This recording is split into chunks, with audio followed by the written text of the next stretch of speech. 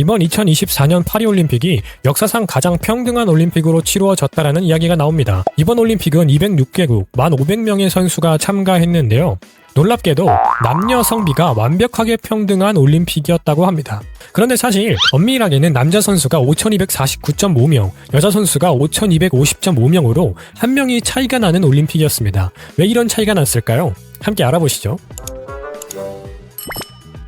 그 이유는 논바이너리 선수 때문입니다. 미국의 육상 선수인 니키 힐츠 선수가 논바이너리로 분류되는 선수인데요. 이 선수는 2023년 3월 31일 트랜스젠더 가시화의 날에 SNS를 통해 놀라운 이야기를 합니다. 자신이 어떤 날은 여왕이 된 것 같은 기분이 들고 어떤 날은 남자인 것 같은 기분이 든다는 겁니다. 이 말은 뭐냐면 내가 남자인 것 같기도 하고 여자인 것 같기도 하다는 거죠. 논바이너리라는 것은 남성과 여성의 이분법적으로 성별을 구분하는 것을 거부하는 경우입니다. 남자와 여자 모두에도 속해 있지 않은 제3지대의 성별이라는 거죠. 하지만 실제적으로는 이 선수가 여성부로 출전을 했기 때문에 실제 참가 선수 인원은 남성보다 여성 선수가 한 명 많은 상황인 거죠. 그리고 이번 올림픽은 유독 성별 논란이 가중화되고 있는 올림픽인데요.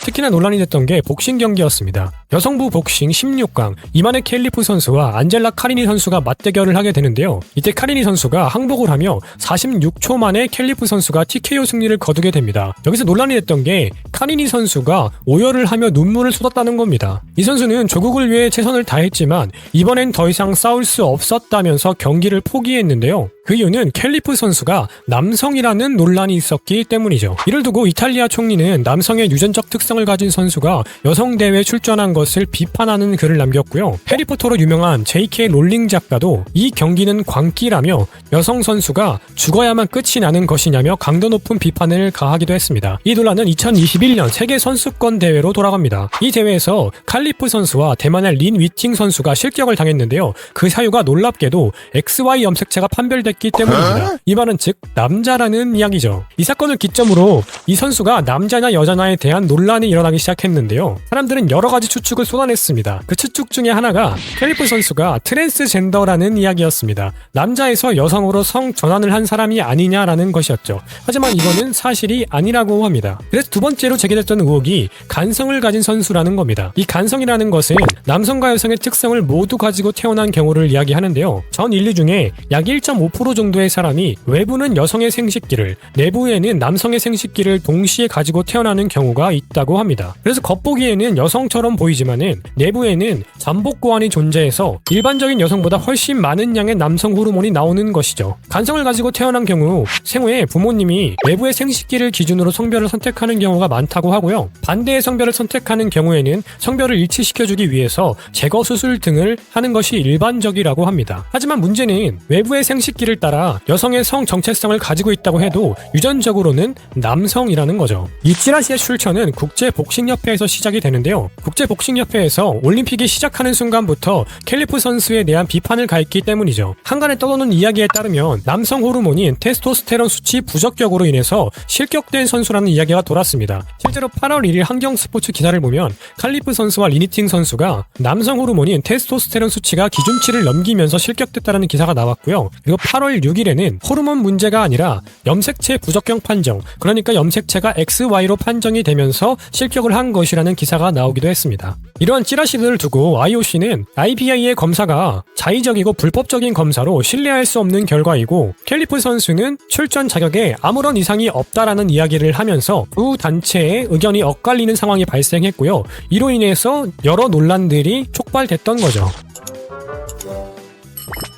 칼리프 선수로 시작된 논란은 트랜스젠더 선수들의 출전 문제로 확대되게 되는데요. 이 문제는 이미 이전부터 있어왔던 문제였습니다. 2022년 전미 수영 선수권 대회에서 리아 토머스라는 트랜스젠더 선수가 출전을 하게 되는데요. 이 선수의 특징은 수술을 하지 않은 자신의 정체성을 여성이라고 주장하는 선수라는 겁니다. 그리고 논란이 가중되었던 것이 이 선수는 원래부터 수영 선수였습니다. 남자 수영 선수로는 400위 정도에 머무르고 있던 선수였는데 여자로 성 전환을 하면서 여성 여성부에 출전을 했고 여성 경기에서는 압도적인 기량으로 우승을 차지했다라는 것이죠. 이로 인해서 펜실베니아 주에서는 이 선수의 출전을 금지해달라는 시위가 일어나기도 했고요. 이런 식의 트랜스젠더 선수들의 출전은 여성 스포츠를 망가뜨린다면서 여성 스포츠를 지켜달라는 목소리들이 나오기 시작했습니다. 어느 정도 이해가 가는 게 이 사진을 보시면 피지컬이 압도적입니다. 이 선수는 성전환 수술을 하지 않았기 때문에 꽈추도 가지고 있고요. 체격적으로 너무 큰 차이가 나는 것을 확인할 수 있죠.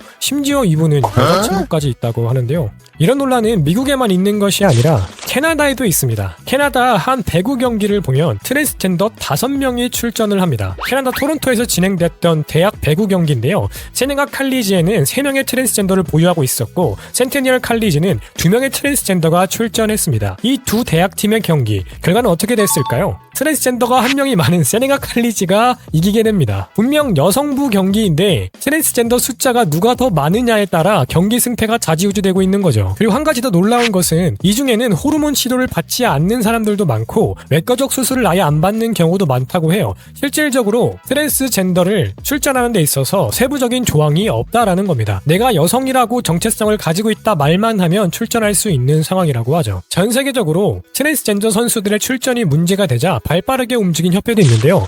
바로 세계육상연맹입니다. 세계육상연맹의 경우는 트랜스젠더 출전을 일찍이 금지시켰습니다. 여기에는 중요한 2가지 사항이 있는데요. 먼저는 여성부 경기 출전 금지라는 겁니다. 잘 생각해보면 남성에서 여성으로 출전하는 경우는 있지만 여성이 남성으로 성전환해서 출전하는 경기는 없다는 거죠. 경기력적인 이득이 없기 때문입니다. 남성이 여성이 된 경우는 남성의 근골격을 가지고 있기 때문에 경기력적으로 큰 이득을 볼 수 있지만 반면에 여성이 남성으로 성전환한 경우는 오히려 경기력적인 면에서 손해를 보게 되죠. 그리고 스포츠에 있어서 남성과 여성의 능력 차이는 명확합니다. 예를 한번 들어보면 미국 여자 테니스에 세리나 윌리엄스라는 선수가 있습니다. 여성 테니스의 전설로 불리는 선수죠. 이 선수는 커리어 내내 여자와 남자의 상금 차이가 불공정하다는 목소리를 내왔는데요. 이를 두고 테니스의 원로 선수가 세리나 윌리엄스는 남자 선수 700위 정도만 돼도 이긴다라는 발언을 하면서 큰 논란이 됐었습니다. 이를 듣고 화가 난 세리나 윌리엄스 선수는 실제로 남녀 혼성 경기를 가지게 되는데 놀랍게도 이 경기를 치러본 윌리엄스 선수는 남자 테니스와 여자 테니스가 아예 다른 종목임을 인정하게 되었다고 하죠. 뿐만 아니라 여자 축구 최강팀인 미국 여자 축구팀이 남자 중학생에게 5대2로 완패한 사건은 아주 유명한 일화이기도 합니다. 이처럼 스포츠에 있어서 남성과 여성의 선천적인 능력의 차이는 명백하다라고 할 수 있습니다. 그렇다 보니 남성이 여성으로 성전환을 한 경우 여성부 경기에 출전을 금지하는 조항을 넣은 것이죠. 그리고 2번째는 사춘기가 지난 트랜스젠더가 출전을 금지하는 조항을 넣는데요. 기본적으로 남성에서 여성으로 성전환을 한 경우 여성부에 출전을 할 거면 2년간 테스토스테론 수치를 검사해서 혈액 1리터당 2.5 나노몰 이하로 유지하는 경우만 출전이 가능해집니다. 모든 사람이 출전을 하지 못하는 건 아닌 거죠. 하지만 남성 호르몬 수치와는 상관없이 남성으로서 사춘기를 보낸 경우는 모두 출전을 할 수 없게 됩니다. 왜냐하면 남성 호르몬을 억제한다고 해도 남성으로서 사춘기를 보낸 경우는 근육량이나 골밀도, 헤모글로빈 수치에서 분명한 차이가 존재한다는 연구 결과가 있기 때문입니다. 따라서 세계육상연맹은 남성에서 여성으로 성전환을 한 경우 사춘기 이전의 성전환 수술을 마쳐야 하고 그 이후에도 테스토스테론 수치를 조절을 하는 경우에만 출전이 가능한 거죠. 이렇게 트랜스젠더 선수들로부터 시작된 스포츠의 공정의 문제는 재능의 영역에까지 화살을 던지고 있습니다. 육상계에 모크가디 캐스터 세메냐라는 선수가 있는데요. 이 선수는 런던 올림픽과 리우 올림픽에서 800m 금메달을 따낸 선수입니다. 압도적인 기량 차이로 우승을 차지하면서 DSD 논쟁을 일으켰는데요. 여기서 DSD란 성적 발달의 차이를 말하는 건데요. 선천적으로 남성 호르몬 수치가 높은 케이스들을 이야기합니다. 일반적으로 여성부 선수들의 테스토스테론 수치는 0.12에서 1.79인데 반해 세메냐 선수는 5나노몰 이상으로 추정된다고 합니다. 그만큼 신체적으로 압도적인 스펙을 가지고 있고 여성부에서 경기를 했을 때 비교 우위를 가져갈 수밖에 없는 것이죠. 이런 DSD 논쟁이 계속 점화되자 세계육상연맹은 2018년도에 여자부 경기 출전 기준으로 테스토스테론 5나노몰 이하로 정하게 됩니다. 이를 두고 세메냐 룰이라는 이야기가 나왔죠. 이런 관점에서 봤을 때 스포츠는 애초에 공정하지 않을 수도 있다는 이야기들이 나오기 시작합니다. 세메냐 선수의 경우도 도핑을 한 것도 아니고 의도적으로 트랜스젠더로 성 전환을 한 것도 아닌데 선천적으로 가지고 태어난 남성 호르몬 수치가 높기 때문에 다른 여성들과 비교했을 때 비교 우위를 가져갈 수 있는 것이죠. 이처럼 애초에 스포츠에서는 각자가 가지고 있는 재능이 다르고 우리가 봐왔던 것처럼 위대한 재능을 가지고 있는 스포츠 선수들이 역사를 써내려간 것이 스포츠의 길이라고 할 수 있습니다. 그런 관점에서 같은 운동장, 같은 규칙을 가지고 경쟁한다고 하더라도 애초에 가지고 있는 재능의 차이는 공정의 모든 틀을 깨트린다라고 말할 수 있는 것이죠. 그러면 DSD는 애초에 재능과 다를 바가 뭐냐라는 주장들이 나오기 시작한 거죠. DSD 논쟁이 다른 사람들과의 신체적인 차이로 인해서 출전을 정지시켜야 되는 일이라면 스포츠에서는 재능을 기준으로 뛰어난 재능을 가지고 있는 사람들을 분별해내야 된다라는 이야기도 나오게 됩니다. 따라서 스포츠에 있어서 공정이 전부가 아니라는 거죠. 스포츠의 가치는 다양한 것들이 존재합니다. 경쟁과 극복, 우애와 감투와 같이 스포츠는 공정의 문제를 넘어서 경쟁하고 어려움을 극복해내고 그 과정에서 얻어가는 우애와 감투, 이런 모든 것들이 스포츠를 구성하고 있는 구성 요소인 것이고, 성전환자의 출전 문제와 같은 평등의 문제까지 결국 공정과 같은 무게를 가진 모두 스포츠의 가치 중 하나라는 겁니다. 그렇기 때문에 우리가 메시라는 그 누구도 넘을 수 없는 재능을 가진 사람을 맞닥뜨리게 된다라고 해도 그 스포츠의 가치가 훼손되지 않는 것은 이 모든 것들을 아우르는 것이 스포츠라는 것이죠. 그래서 이번 올림픽에서도 우리는 공정과 평등 사이에서 그 어디에 무게추를 더 가치 있게 생각할 것인가라는 딜레마에 빠지게 되는 것이고요. 그리고 이런 성전환자들의 출전에 관한 논쟁에 대해서 성평등의 관점에서 정면 돌파한 선수가 있습니다. 한국에서 사이클 종목에 출전했던 나화린 선수인데요. 이 선수는 남자에서 여자로 성전환을 한 트랜스젠더 선수입니다. 이 선수는 남자 선수로 2012년에 도민체전에 출전해서 4관왕을 이루었던 업적이 있고요. 그만큼 이미 사이클에서 두각을 나타내던 선수였죠. 하지만 이분의 말에 따르면 자신은 7세부터 성 정체성에 혼란을 겪었고 결국 성전환 수술을 받으면서 여성이 되셨습니다.